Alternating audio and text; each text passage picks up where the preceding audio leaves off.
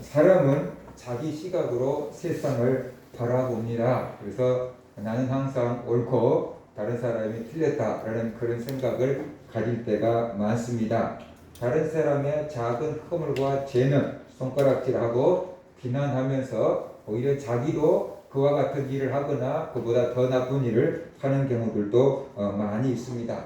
로마서 3장 23절에 보면은 모든 사람이 죄를 범하였으며 하나님의 영광에 이르지 못하더니 라고 이렇게 말씀하고 있어요.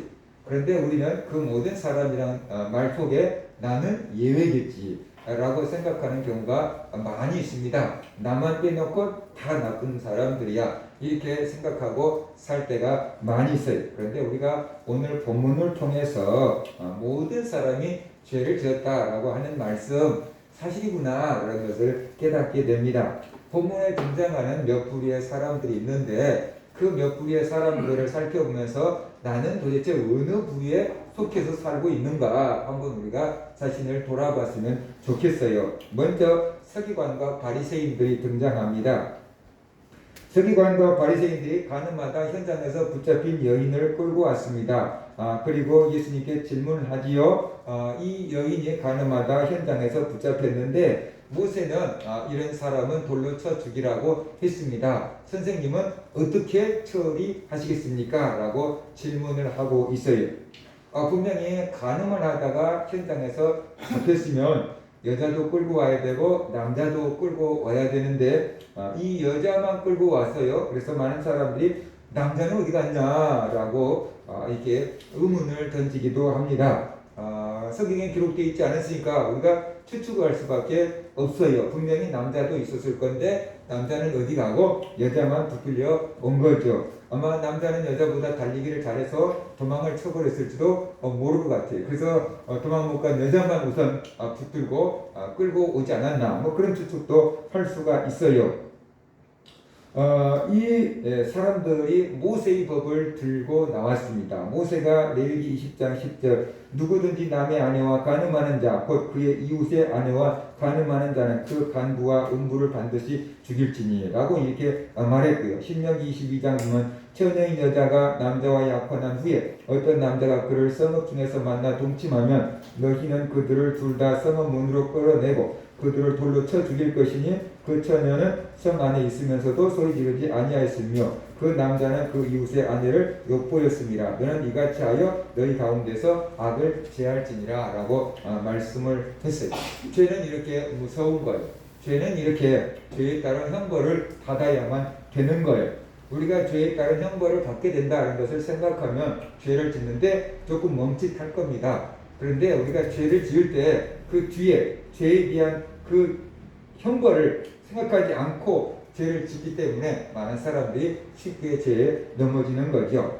서기관과 바리새인들은 이스라엘의 종교 지도자들입니다. 율법에 능통한 사람들입니다. 율법대로 그 여인을 돌로 쳤으면 그걸로 끝나는 거예요. 그런데 그들이 가는마다 현장에서 붙잡힌 여인을 끌고 와서 어떻게 처리할지 예수님의 생각은 무엇인지 묻고 있습니다. 왜 예수님께 질문을 했을까요? 서기관과 바리새인들이 예수님을 존경해서 예수님에게 고견을 들어보겠다라고 한 건 아니에요. 예수님을 시험하기 위해서 물어봤다. 6절을 보면 그 사실을 이렇게 말씀하고 있습니다. 그들이 이렇게 말하면 고발할 조건을 얻고자 하여 예수를 시험함이라 라고 말하고 있어요. 겉으로는 예수님을 존경해서 물어본 것처럼 예수님의 의견을 물어보고 있지만 그들의 속마음은 예수를 고발할 조건을 찾으려고 예수를 시험하려고 물어봤다라는 것이에요. 그들은 예수님이 자기들의 권위를 인정하지 않는다라고 생각했어요. 예수님 때문에 자기들의 설 자리가 잃어가게 된다라고 생각했어요. 그래서 자기들의 자리를 지키고 싶었어요. 기득권을 지키려고 한 거죠. 어떻게든지 예수님을 괴롭히고 싶었어요. 그래서 예수님을 고소할 면목을 찾기 위해서 이런 질문을 하게 된 겁니다. 그러니까 겉으로 드러날 때는 서기관과 바리새인들은 이스라엘 사람들한테 존경받는 사람들이고 율법을 알고 집행하고 가르치는 사람들이니까 누구보다도 의로운 사람들처럼 보여요. 그런데 그들은 죄를 짓는데 어떻게 죄를 짓냐 하면 아주 교묘하게 죄를 짓고 법망을 피해가면서 죄를 짓고 증거를 없애가면서 죄를 짓는 이런 부류의 사람들이다 라고 볼 수가 있어요. 오늘날 우리가 살고 있는 시대에도 이런 사람들이 많이 있어요. 법을 알지 못한 사람들, 일반 사람들은 그냥 몰라서 죄를 짓거나 그래요. 근데 아는 사람들은 어떻게 하냐면 죄를 짓는데 다 피할 구멍을 다 만들어 놓으면서 죄를 짓고 있고 교묘하게 죄를 짓고 있고 그러면서 앞으로는 어떻게 돼요? 누구보다도 의로운 척 이렇게 생각하면서 사는 사람들이 많이 있지 않느냐. 이런 죄는 뭐라 그럴까? 많이 배운 사람들일수록 더 잘 지어요. 수행적으로 공부를 많이 하고 법을 잘 알고 있는 사람들일수록 이렇게 교묘하게 죄를 짓고 있다는 것을 우리가 알아야 돼요. 그래서 그 사람들도 다 죄를 짓고 있는데 자기는 죄가 없다라고 이렇게 표정을 하고 있고 세상에서 법적으로 그들을 정죄하고 잡아들이는 것이 쉽지 않을 수도 있어요. 왜냐하면 워낙 교묘하게 죄를 지으니까 증거를 남기지 않으니까 그래서 법적으로 처단하기가 어려운 이런 사람들도 있다라는 것이. 그 다음에 이제 두 번째 등장하는 사람이 가늠하다 현장에서 붙들린 여인이에요. 이 여인의 마음이 어땠을까요? 가늠하다가 붙들려가지고 수많은 사람들 앞에서 이제 돌 맞아 죽을 처지가 되었으니까 얼마나 창피했겠습니까? 다른 죄도 아니고 간음죄를 지었다가 잡혔으니 얼마나 창피했겠습니까? 그것도 현장에서 붙들렸으니까 아니라고 거짓말할 수도 없고 자기가 한 행동을 후회했겠지요. 아마 두려웠을 것입니다. 이 여인도 유대인이었으니까 율법을 알았겠죠. 내가 이런 죄를 짓고 붙잡혔으면 이제 돌 맞아 죽어야 한다는 것을 알았을 것입니다. 자기가 이제 돌에 맞아 죽을 것을 생각하니까 얼마나 불안하고 얼마나 무서웠겠습니까? 죄를 지을 때는 이렇게 될 것을 몰랐겠지요. 그런데 이제 붙들려서 돌에 맞아 죽어야 될 상황이 됐으니까 얼마나 두려웠겠느냐는 것이. 그리고 살고 싶었을 것입니다. 어떻게든지 정말 우리나라 사람들 물에 빠지면 지푸라기라도 붙잡는다라는 그런 심정으로 누가 나 좀 도와줄 사람 없을까? 아마 어떻게든지 살고 싶었겠죠. 이분만 살려준다면 앞으로 절대 이런 죄를 짓지 않을 거야 라고 하는 그런 마음도 있었겠죠. 그러나 이 여인은 현장에서 붙들려고 이 여인을 불쌍히 여기거나 도와주거나 이 여인의 편을 들어줄 사람은 없는 것처럼 보였어요. 여인이 볼 때 그 여인의 상태는 절망적인 상태였고 여인은 이제 모든 것이 끝났다라고 아마 포기한 상태였을 겁니다.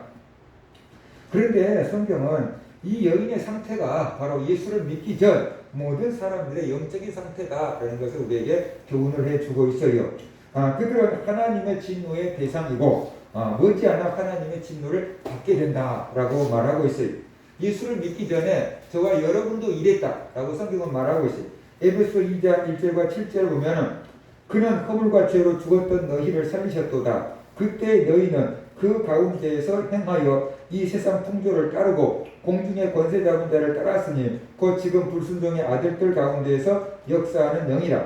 전에는 우리도 다 그 가운데에서 우리 육체의 욕심을 따라 지내며 육체와 마음이 원하는 것을 하며 다른 이들과 같이 본질상 진노의 자녀이었더니 긍휼이 풍성하신 하나님이 우리를 사랑하신 그 큰 사랑을 인하여 허물로 죽은 우리를 그리스도와 함께 살리셨고 또 함께 일으키사 그리스도 예수 안에서 함께 하늘에 앉히시니 이는 그리스도 예수 안에서 우리에게 자기 하심으로써 그 은혜의 지극히 풍성함을 오는 여러 세대에 나타내려 하심이라 그랬어요.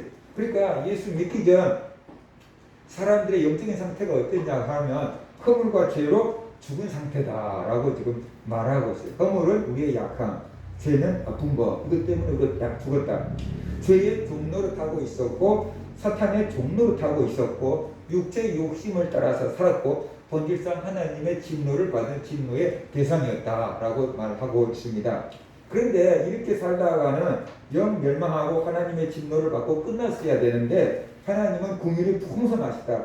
불쌍히 여겨서 우리를 용서해 주시고 살 길을 열어주셨다. 예수님이 우리의 죄값을 대신 지불하게 하고 그 예수님의 그 피를 보고 우리의 모든 허물과 죄를 용서해 주셨다. 그래서 우리를 살리셨다라고 말씀을 하고 있습니다.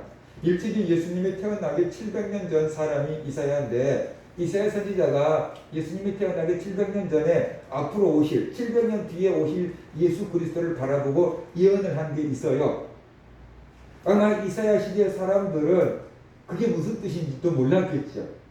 그러니까 이집트 내시가 와서 이 이사야서를 읽고 돌아가면서 이게 도대체 누구를 가리키는 거냐? 이사야 선지자를 가리키는 거냐 다른 누구를 가리키는 거냐 이게 도대체 누구냐라고 질문한 것처럼 그때도 몰랐다는 거죠. 그러니까 이사야 시대 사람들도 아마 더 몰랐을 것 같아요. 근데 이사야가 700년 전에 앞에 있을 그 예수 그리스도의 십자가 사건을 미리서 내다본 것처럼 예언을 했는데 이렇게 얘기하잖아요. 그는 실로 우리의 질고를 지고 우리의 슬픔을 당하였거늘 우리는 생각하기를 그는 징벌을 받아 하나님께 맞으며 고난을 당한다 하였노라. 그가 찔림은 우리의 허물 때문이요 그가 상함은 우리의 죄악 때문이라. 그가 징계를 받음으로 우리가 평화를 누리고 그가 채찍에 맞음으로 우리는 나음을 받았도다. 우리는 다 양 같아서 그를 행하여 각기 제 길로 갔거늘 여호와께서는 우리 모두의 죄악을 그에게 담당시키셨도다. 마치 예수님이 십자가에서 못 박히시고 채찍에 맞으시고 죽임당하는 것을 영화로 본 것처럼 보고 이렇게 이사야는 예언을 한 것입니다. 우리는 예수님이 우리의 죄를 지시고 우리 대신 십자가에서 죽으셨습니다. 그 사실을 우리가 믿기 때문에 그 믿음을 보시고 하나님은 우리의 모든 죄를 용서해 주셨습니다. 그래서 하나님의 은혜를 증거하게 하셨다.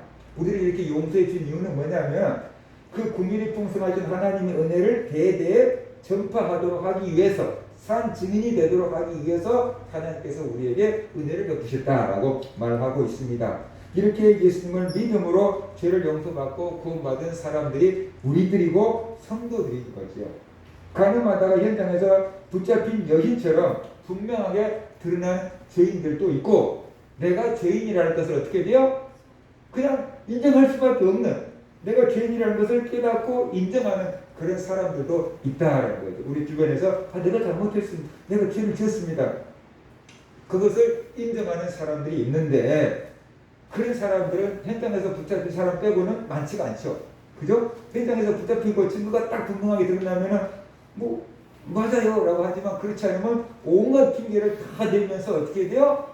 이게 아니라고 이렇게 하는 사람들이 대부분 있죠. 아무튼 이런 죄가 명백하게 드러나서 더 이상 어떻게 변명도 할 수 없는 그런 사람들이 세상에는 있다.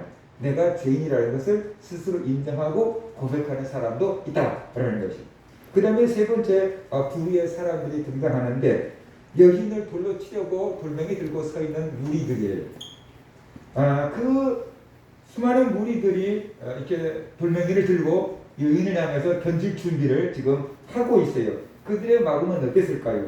저런 나쁜 여자 이런 생각했겠죠. 저런 나쁜 여자 어떻게 그런 죄를 지을 수 있어 하면서 손가락질하고 비난하고 아무튼 매서운 눈초리로 그 여인을 노려보고 있었을 것입니다. 누가 먼저 돌멩이를 던지기만 해봐라. 그 다음에 나도 던질 거다 라고 막 주먹에 막 힘을 불끈 쥐고 있는 사람들이 있을 것입니다. 그러면서도 자기들이 율법대로 저 여인을 처단하는 거니까 아무 문제 없어. 그런 생각했겠죠. 자기들이 지은 죄는 생각하지 못합니다. 오직 이 여인만 정죄하고 저런 여인은 없애버려야 돼. 사회의 악이야 라고 하면서 두 눈을 부릅뜨고 돌멩이를 던지려고 하는 무리들도 있습니다. 어떤 죄 지은 사람을 보고 나면 지나치게 정죄하고 악성 댓글을 다는 사람들이 있어요. 요즘에 인터넷 보니까 댓글 다는 찬양이 없어진 것 같은데 아무튼 악성 댓글 다는 사람들 있잖아요. 이런 사람들의 심리는 뭘까요? 누군가 하나 사건이 터지고 어떤 사람 하나 죄인으로 몰아가기 시작하면은 거기다가 온갖 악성 댓글을 다는 사람들이 나오는데 왜 그 사람들은 그렇게 자기 일도 아닌데 달라붙어 가지고 막 밤잠 설쳐가면서 악성 댓글을 달까요? 정말로 그들이 사회적인 정의를 위해서 그런 걸까요? 아마 그러지는 않은 것 같아요. 그렇죠? 익명으로 자기 이름을 밝히지 않아도 되니까 익명으로 하게 되니까 자기의 온갖 스트레스를 다 거기에다가 풀어놓은 것일 수도 있고요. 또 자기 마음속에 있는 죄를 저 사람이 그대로 지워버렸으니까 그 사람을 통해서 자기 마음이 들킨 것 같으니까 과민 반응을 보인 것일 수도 있다라는 거죠. 또 하나 심리적인 문제는 저렇게 죄를 지은 사람을 막 심하게 공격하면서 있을 수 없는 일이라고 막 하면은 주변 사람들이 보고 저 사람은 저런 죄를 절대로 안 지을 사람 같구만. 이런 식으로 평가하기 때문에 나의 죄를 감추기 위해서 과민 반응을 보이고 오히려 더 막 적극적으로 이렇게 악성 댓글을 달고 나오는 거다라고 볼 수 있어요. 그래서 우리나라 사람들이 옛날에 그런 말 했잖아요. 방귀 낀 놈이 성낸다고. 자기가 방귀를 피놓고 냄새 나니까 다른 사람들이 누구야 하고 자기가 지목될 것 같으니까 자기가 먼저 그냥 누가 방귀 꼈어 그러면서 이렇게 성내면 지는 아닌가 보다. 그 사람 제게 놓고 딴 사람부터 이제 이게 추측을 하기 시작하니까 그런 심리적인 것이 남아 있다라는 것을 우리가 알아야 되는 거죠. 그래서 사람들은 속아요. 정의를 외치는 정치인들, 정의를 외치는 사람들, 저 사람은 절대로 저런 짓을 안 하겠지라고 생각하는데 사람은 다 똑같아요. 사람은 정치인이나 종교인이나 학교에서 가르치는 교사나 다 죄성이 있는 거예요. 누구나 죄를 지을 가능성은 다 있다라는 거예요. 근데 그것을 절제하느냐 절제하지 못하느냐 차이인 거지 그런 죄성이 아예 없어져 버린 건 아니다라는 거예요. 우리가 예수 믿고 성령 받았다고 해서 우리 안에 죄성이 다 없어져 버립니까? 그렇다면 얼마나 좋겠어요. 그렇죠? 그렇게 다 바뀌어버렸다 그러면 우리가 이렇게 막 나와가지고 막 하나님 말씀 듣고 막 훈련하고 막 그럴 필요가 없는 거죠. 근데 예수 믿고 성령 받고 거듭났음에도 불구하고 우리의 영혼은 하나님의 자녀가 되어버렸어요. 그런데 우리의 마음은 아기 때부터 살아오면서 그 경험한 모든 것이 나이테처럼 우리의 마음에 우리의 무의식 속에 다 기록을 남겨놓고 있는 거예요. 그래서 그러한 상황과 여건이 마련되면은 불쑥불쑥 우리의 예전의 습관과 성품들이 불쑥불쑥 튀어나오는 거죠. 그래서 우리 속에 그 죄성들이 막 드러나게 되는 거예요.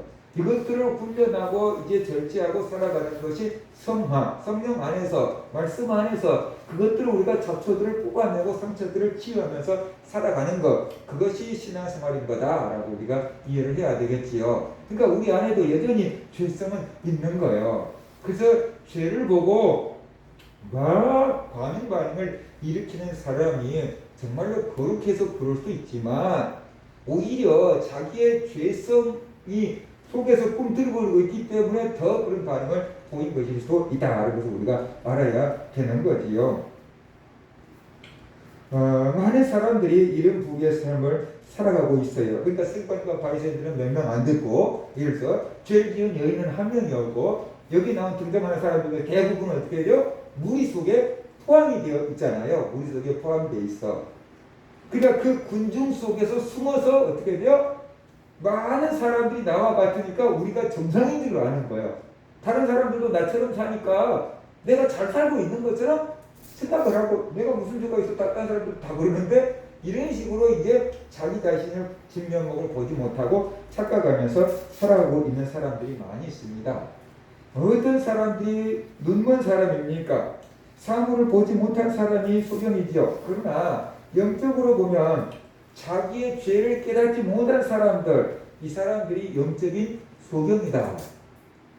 내가 내 자신을 살필 수 없는 사람들, 이 사람들이 영적인 소경이고 그리스도 예수를 바라볼 수 없는 사람들, 그리스도 예수를 믿지 못하는 사람들, 이 사람들이 영적인 소경인 거죠. 그런데 문제는 자기들의 육체적인 눈이 밝기 때문에 내가 소경이라는 것을 상상도 못한다는 거예요. 내가 사물을 밝히 보고 있는데 내가 뭐가 잘못돼서 이런 거예요. 육체적인 눈은 밝은데 영적인 눈이 어두워서 내가 죄인이라는 것을, 예수님이 그리스도라는 것을 보지를 못하는 것이죠. 그러니까 죄를 깨닫고 회개하고 돌이키고 새로운 삶을 살 수 있는 기회를 다 놓쳐버리고 있는 거다라는 것이에요. 어떻게 해야지 자기들이 영적인 소경이라는 것을 깨달을 수가 있을까요? 바로 하나님의 말씀이 들어가야 되는 거죠. 그래서 성령이 역사를 하셔야 되는 거죠. 그래서 성령은 죄를 깨닫게 하는 역할을 하거든요. 근데 하나님의 말씀이 선포될 때 성령께서 역사하기 시작하면은 이것도 죄였구나 라는 것을 깨닫게 되는 거죠. 그래서 누가 남들이 너 이런 죄를 지었지 라고 지적하면은 내가 언제 그런 반응이 그냥 본능적으로 나올 수 있어요. 그런데 성령께서 내 스스로 깨닫게 해주면은 내가 언제요? 그게 아니고 어떻게 돼요? 맞아요. 그게 죄였구나. 이렇게 수긍을 하게 된다는 거죠. 그래서 외부에서 강제적으로 당신 이런 죄를 지었지 라고 이렇게 해가지고는 이 역효과가 날 가능성이 많은데, 하나님의 말씀을 듣다가 성령께서 우리의 마음에 오래전에 생각했던 그 죄들이 이렇게 딱 떠오르게 되면 어떻게 돼요? 아, 그것이 죄였구나. 그게 이제 내가 인정하게 되고 회개하게 되고 돌이키게 된다라는 것이죠. 성령께서 그 놀라운 일을 하는 것입니다. 그래서 하나님의 말씀에 들어가야 돼. 하나님의 말씀은 우리 영혼의 거울 같은 거예요. 우리 영혼의 거울 딱 비춰주면 아, 이게 뭐가 잘못됐구나, 머리 모양이 잘못됐구나, 이게 알 수 있는 것처럼 하나님의 말씀이 들어갈 때 이것이 죄구나 라는 것을 이제 알게 되는데, 그것을 내가 인정하려면 성령이 조명이 있어요. 성령께서 우리에게 깨달음을 주는 거예요. 그러면 아, 이게 죄구나. 수십 년 전에 지은 것도 어떻게 돼요? 깨달아지게 된다는 거예요. 수십 년 전에 지은 죄도 아, 그것이 죄구나. 또 깨달아지는 것, 바로 그것이 하나님의 말씀과 성령이 하는 역할입니다. 그래서 하나님의 말씀을 들어야 되고, 그 말씀을 듣는 가운데 성령이 역사하셔야 돼요. 그럴 때 우리가 영적인 눈이 떠져서 나의 허물과 죄를 바라보게 되고 그리스도 예수를 바라볼 수 있게끔 된다는 것입니다. 영적으로 보면 사탄은 우리를 정죄합니다. 사탄은 밤낮으로 우리를 참소하는 자다라고 말하고 있습니다. 계시록 12장 9절과 10절을 보면은 큰 용이 내쫓기니 옛뱀 곧 마귀라고도 하고 사탄이라고도 하며 온 천하를 꿰는 자라. 그가 땅으로 내쫓기니 그의 사자들도 그와 함께 내쫓기니라. 또 내가 들으니 하늘에서 큰 음성이 있어 이르되 이제 우리 하나님의 구원과 능력과 나라와 또 그의 그리스도의 권세가 나타났으니 우리 형제들을 참소하던 자 곧 우리 하나님 앞에서 밤낮 참소하던 자가 쫓겨났고 그러잖아요. 이 사탄이 하나님 앞에서 밤낮으로 우리를 참소한다는 거예요. 근데 이제 그놈이 쫓겨났다 이렇게 얘기하고 있잖아요. 그러니까는 하나님 앞에 서서 이 사탄이 하는 짓이 뭐냐 그러면 하나님 보세요, 저 사람 지금 저 죄 지었어요. 하나님 보세요, 당신의 자녀라고 한 사람이 지금 저렇게 죄 짓고 있어요. 버려야 돼요. 막 이런 식으로 계속 하나님께 고소하는 일을 하는 것이 사탄인데, 이게 밤낮 잠도 안 자고 이렇게 하고 있다는 거예요. 얼마나 무서워요. 그죠? 성도들을 비난하고 정죄하고 참소하는 일을 우리가 하고 있을 수 있거든요. 내가 내 가족들을 비난하고 참소하는 일을 하고 있을 수 있고, 내가 우리 교회 성도들을 비난하고 참소하는 일을 하고 있을 수 있고, 내가 내 직장 동료들이나 어떤 윗사람들을 참소하고 비난하고 막 씹는 역할을 하고 있을 수도 있거든요. 그렇죠? 그렇게 해야지 내 속이 시원하니까, 내 억울하니까 뭐 그렇게 하고 있을 수 있거든요. 그런데 우리가 그 일을 지금 계속 하고 있다고 한다면은 우리가 지금 사탄의 종노릇 하고 있다는 것이죠. 그러니까 우리 손에 지금 돌멩이를 들고 치려고 하고 있다는 거예요. 나를 말고 누구 다른 사람들, 나 말고 다른 사람들을 지금 치려고 돌멩이를 들고 막으면은 지금 수십 번 돌멩이를 던지고 눈총을 쏘고 그러고 있다는 거죠. 그러니까 우리가 저 사람이 죄이니까 저 사람을 쳐서 제거해야지 사회가 깨끗해져 라고 하지만, 사실 나도 언제 그 자리에 끌려갈지 모르는 죄인인 거다. 그죠? 나에게도 죄가 있다는 거예요. 그런데 그 죄를 알지 못하고 살아가고 있는 사람들이 군중들이다. 나는 약하기 때문에 죄를 지을 수 없어. 저 국회의원들 저놈들만 나쁜 놈들이야 라고 생각하고 살아가고 있는 사람들이 국민들일 수도 있어요. 그렇죠. 국회의원들은 큰 죄를 짓고 우리는 작은 죄를 짓겠죠. 아무튼 그렇지만 큰 죄든 작은 죄든 죄는 죄인 거잖아요. 근데 저 사람들이 얘기하면 나중에 아무것도 아니야. 그러면서 스스로 자기를 위안 삼고 나는 착하게 산다고 생각하고 있으면서 정치인들 욕하고, 그죠? 또 뭐 막 이게 회사 사람들 욕하고, 뭐 교회 사람들 욕하고, 뭐 내 친척들 욕하고, 그러면서 우리가 살아가고 있는 거, 우리 손에 얼마나 많은 돌멩이가 있고 우리가 얼마나 많은 지금 돌멩이를 던지고 있는가 우리가 한번 살펴봐야 되는 것이에요. 우리도 그런 죄를 지금 짓고 있는 거예요. 그런데 자기가 죄인이라는 것을 모르고 있는 거죠. 내가 던지는 돌은 정당해. 왜? 저 사람이 죄를 지었으니까 돈 맞을 짓을 했으니까 돈 맞는 거지. 그러면서 내가 한 행동을 정당화시키면서 살아가고 있는 경우가 많이 있다라는 거죠. 그 다음에 마지막에 예수님이 등장하잖아요. 예수님이 이 여인을 바라볼 때 예수님의 마음은 어땠어요? 불쌍해야 됐겠지. 만약에 이 자리에 이 여인의 어머니가 와 계셨다면 어떻게 했을까요? 이 여인의 어머니가 만약에 그 자리에 있었다 그러면 저 집안 망친 막 그러면서 막 내가 먼저 돌멩이를 던져지 마 그러면서 막 이렇게 있었을까요? 엄마가? 제가 얼마나 불쌍하는데 내가 대신 맞을게요. 내가 대신 맞을게요. 그러지 않았을까요? 아니 또 돌멩이를 맞고 있다 그러면 그 맞고 있는 딸 위에 가고 자기가 덮치고 막 다시 자기가 대신 맞아주려고 하지 않았을까요? 다른 사람들은 다 그 여인을 정죄해도 그 어머니는 그래도 죄가 없다고는 아는 거지만 불쌍하게 생각했을 거예요. 그죠? 자기 딸이니까. 그런데 예수님이 그런 부모 같은 마음을 가지고 그 여인을 불쌍히 여긴다. 어떻게든지 여인을 살리고 싶었다. 여인을 용서해주고 싶었다는 거죠. 그래서 예수님의 용서를 보여주는 사례로 사용하셨다는 거죠. 바리새인들이 와서 묻잖아요. 모세는 이런 여인을 돌로 쳐서 죽이라고 했습니다. 당신은 어떻게 처리하겠습니까? 라고 물어요. 그러자 예수님께서 그 질문을 받고 아무 대답도 안 해주고 땅에 앉아서 손가락으로 뭔가를 쓰셨어요. 근데 사람들이 되게 궁금해. 예수님이 손가락으로 뭘 썼을까? 그래서 어떤 사람은 이렇게 얘기했어요. 아마 십계명을 썼을 거다.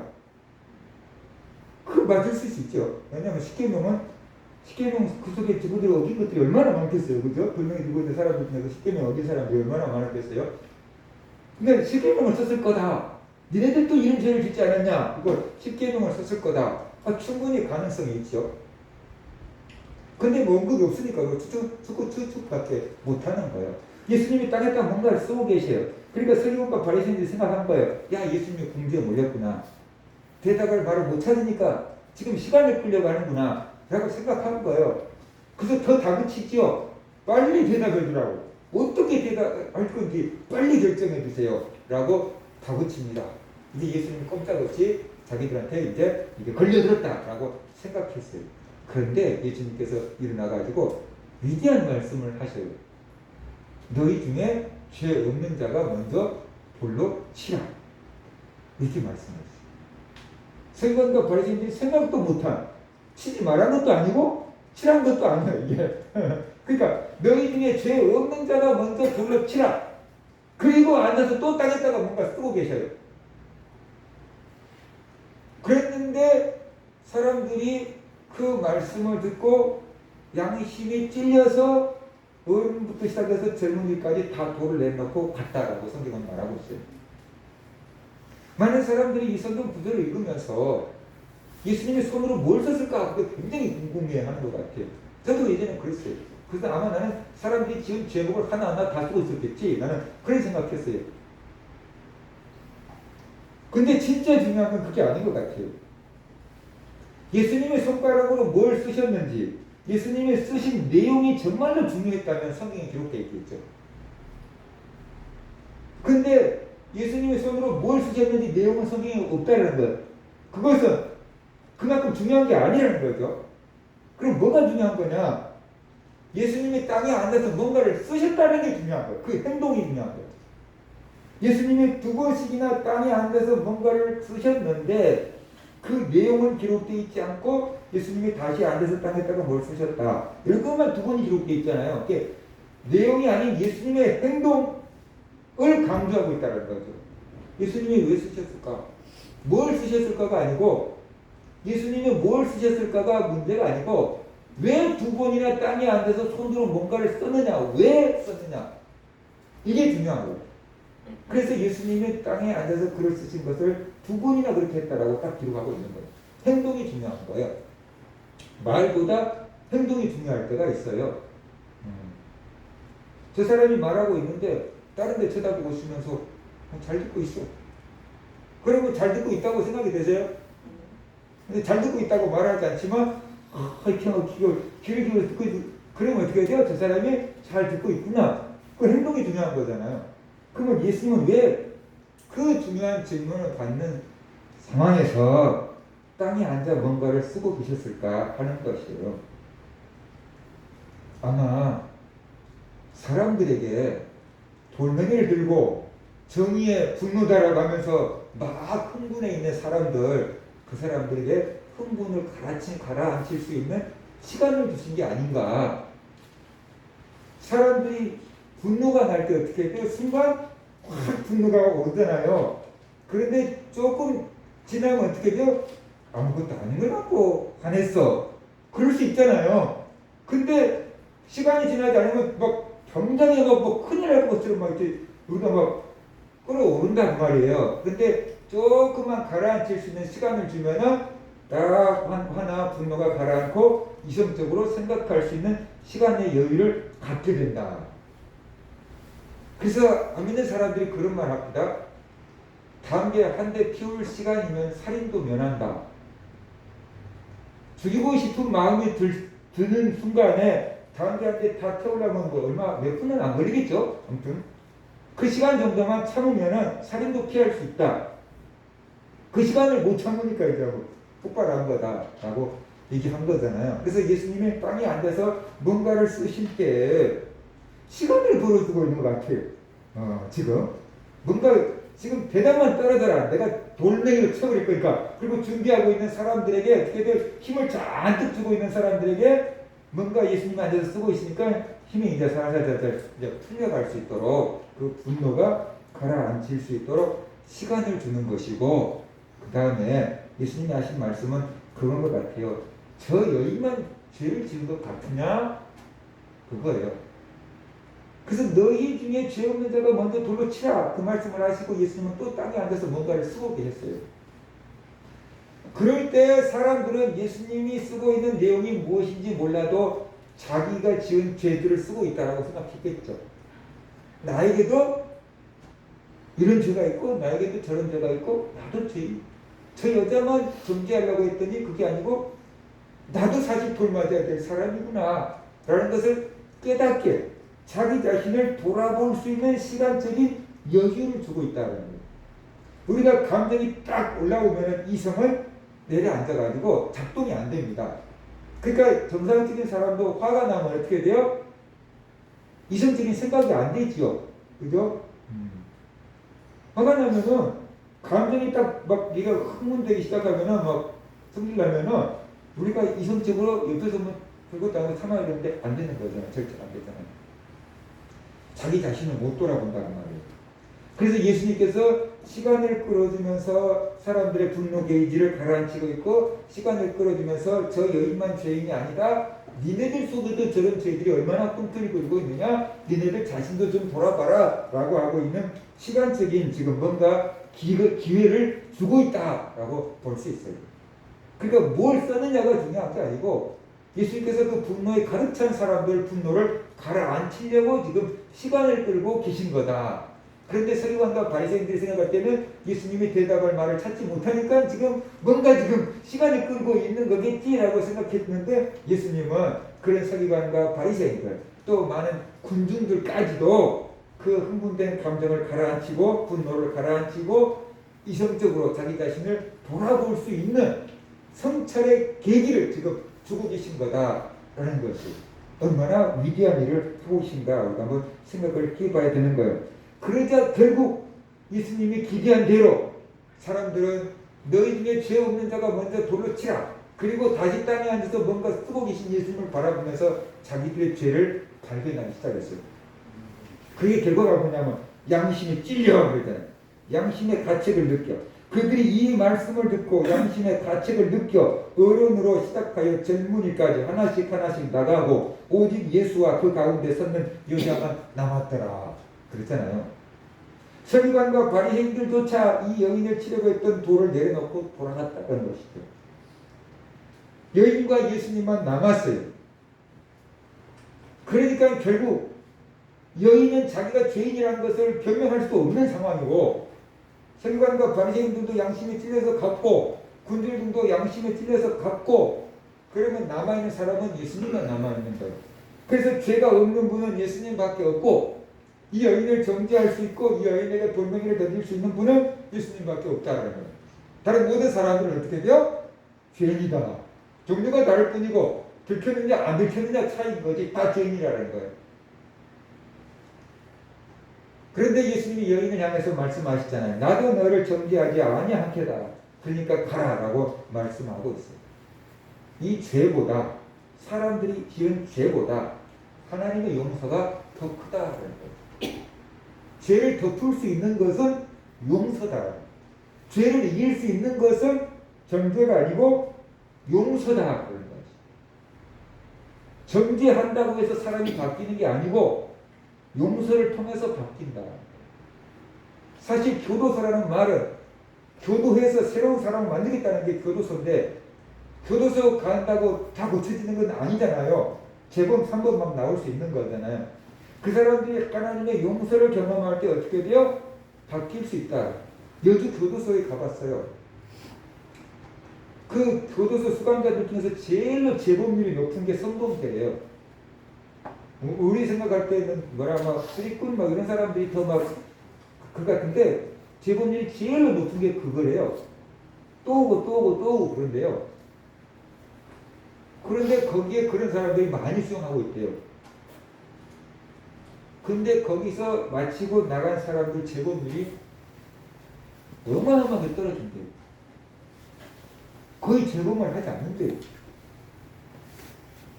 그래서 법무부에서 다른 교도소에 저 여주 교도소에 있다 나온 사람들은 재범을 하지 않는데 니네들은 어떻게 하길래 이렇게 재범률이 높냐고 막 야단을 치니까 다른 교도소에서 이호 교도소 니네들 때문에 우리가 막 혼나서 그렇게 이제 하고 있다라는 거예요. 근데 거기서 그렇게 재범률이 떨어진 이유는 예배 드리고 성경 공부 시키고 그 다음에 일반 교도소는 그런다는 거예요. 교도소 직원들 밥값은 예를 들어서 5,000원, 교도소 수감생들의 밥값은 예를 들어서 3,000원 이렇게 정부에서 차등 지급이 된대요. 그래서 직원들 먹는 식단이 다르게 나오고 그 수감자들 먹는 식단이 다르게 나오고 또 다른 교도소 같을 때는 이렇게 구멍 하나 뚫어졌다가 식판 딱 넣어주고 이렇게 한다는 거예요. 근데 거기는 완전히 기숙사 식당같이 돼 있어요. 그래가지고 그냥 돈을 전부 다 직원들이나 수감자들 돈을 다 합쳐가지고 똑같은 식단을 만들어 놓는 거예요. 직원들도 똑같은 걸 먹고 소장님도 똑같은 걸 먹어요. 그러니까 다른 데 있던 사람이 거기에 입감돼가지고 딱 와서 처음에 식당에 와서 식판을 받고 운대. 그러면서 그들이 할 말이 나 교도소에서 이런 인간적인 대접은 처음 받아봐요. 그래. 교도소에서 이런 인간적인 대접은 처음 받아봐요. 눈물을 막 흘린대. 그러면서 달라지는 거예요, 이 사람이. 그래가지고 다시 들어오지 않는다는 거예요.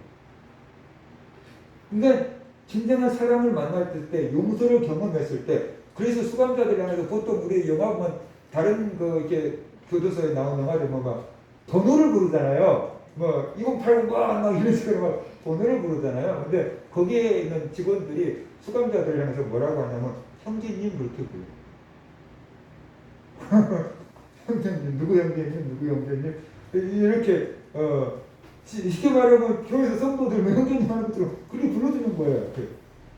그러니까 그런 부분들도 그 사람들 입장에서는 굉장히 놀라운 변화고 자기들이 사람 대접을 받는 거라고 생각하잖아요. 그래서 달라지는 거죠. 그래서 달라지는 거죠. 바로 예수님은 정죄보다 용서가 더 중요하다. 정죄해서 사람은 변화시킬 수 없고 용서를 경험할 때 사람들은 변화된다라는 것을 우리에게 보여주고 있는 거죠. 가늠하다 현장에서 붙잡힌 이 여인은 누구나 아는 죄인입니다. 그러나 이 여인만 죄인이 아니죠.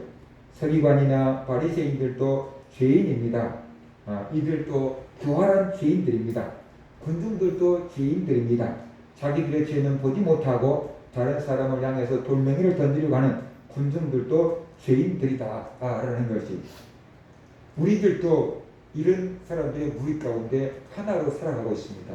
어쩔 때는 내가 서기관과 바리새인 자리에 서 있을 수도 있고 어쩔 때는 내가 죄를 지어다 끌려온 그 여인의 자리에 내가 서 있을 수도 있고, 어쩔 때는 내가 군중들 속에 돌멩이를 들고 치려고 하고 그런 사람으로 서 있을 수가 있다라는 것이지요.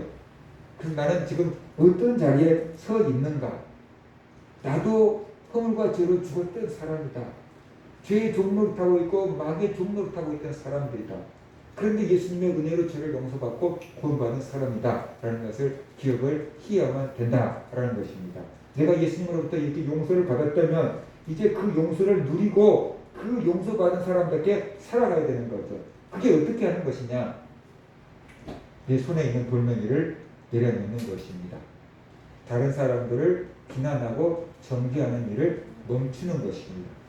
내 가족 중에 누구를 비난하는 것을 멈추고, 우리 교회 성도들 누구 비난하는 것을 멈추고, 내 직장에 누구를 비난하는 것을 멈추고, 정치인들 누구 비난하는 것을 멈추고, 인터넷에 악성 댓글 다는 것을 멈추고, 내 손에 있는 내 친척들, 또 명절 다가오자는 내 친척들 누구 비난하고 원망하고 탓하는 것을 내려놓는 것, 내 손에 돌멩이를 내려놓는 것, 그것이 용서받은 사람으로서 살아가는 길이다 라는 것이, 우리 모든 성도들 신앙생활하는 것 중에 가장 위대한 발견 중에 하나가 뭐냐면, 내가 죄인이구나 라는 것이, 그리고 그리스도를 믿어야 사는구나 하는 것이 신앙생활 중에서 가장 위대한 발견이라고 할 수 있어요. 내가 죄인이구나. 그 깨닫는 것이 은혜예요. 그리고 내가 용서받은 죄인이구나 깨닫는 것, 그 감사한 일이에요. 이제 내가 용서받은 죄인답게 살아야 되겠다. 나도 돌멩이를 내려놓고 나도 용서하며 살아가야겠다. 그래서 하나님의 용서를 세상에 널리 전파하며 사는 성도들 되시기를 주의 이름으로 축원합니다.